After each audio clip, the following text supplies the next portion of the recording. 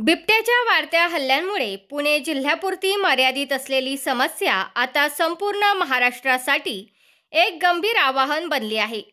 राज्यभरातील ग्रामीण आणि शेतकरी वर्ग बिबट्याच्या दहशतीखाली जगत असल्याचे विदारक चित्र आहे.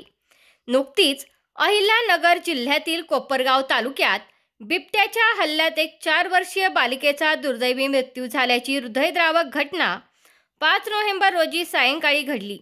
टाकळी शिवारात ऊसतोड कामगार नंदिनी चव्हाण वय वर्ष 4 राहणार तळेगाव नांदगाव या चिमुकलीला बिबट्याने उचलून नेत ठार केले.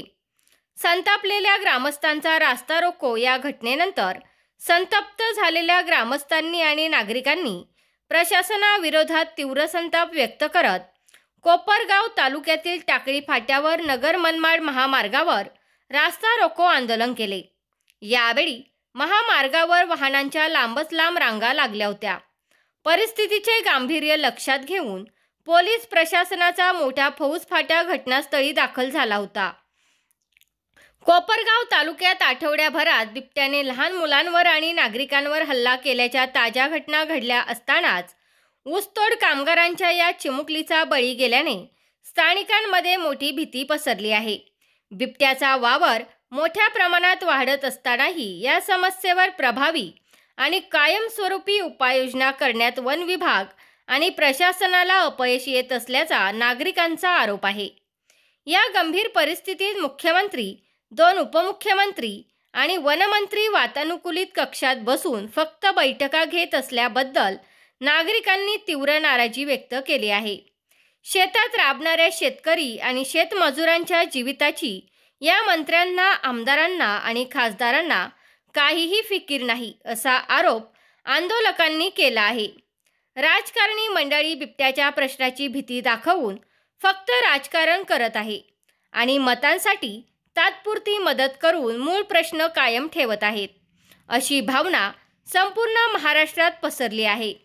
मेलेल्या माणसाच्या टाळूवरचे लोणी खाणारे सरकार आता तरी जागे होणार का, असा संतप्त सवाल विचारत येणाऱ्या निवडणुकीत शेतकरी आणि शेतमजूर या सरकारला धडा शिकवतील असा इशाराही नागरिकांनी दिला आहे.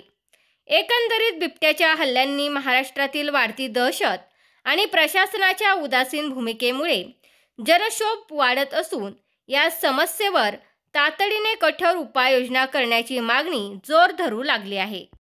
तुमचा फ्लॅट, घर, बंगला, व्यापारी गाडे, दुकान, जागा, शेतजमीन, प्लॉट्स विकायचे आहेत का? विकायचे असतील तर आजच आमच्याशी संपर्क साधा. स्थावर मालमत्ता खरेदी विक्रीसाठी आंबेगाव तालुक्यातील विश्वसनीय नाव म्हणजे सीता प्रॉपर्टीज. आमची वैशिष्ट्ये: जलद व्यवहार, तुमच्या प्रॉपर्टीजची योग्य किंमत, मालक व ग्राहक यांच्यात समोरासमोर पारदर्शक व्यवहार. आमचा संपर्क 7972 82 24 33 व 80 10 25 09 54.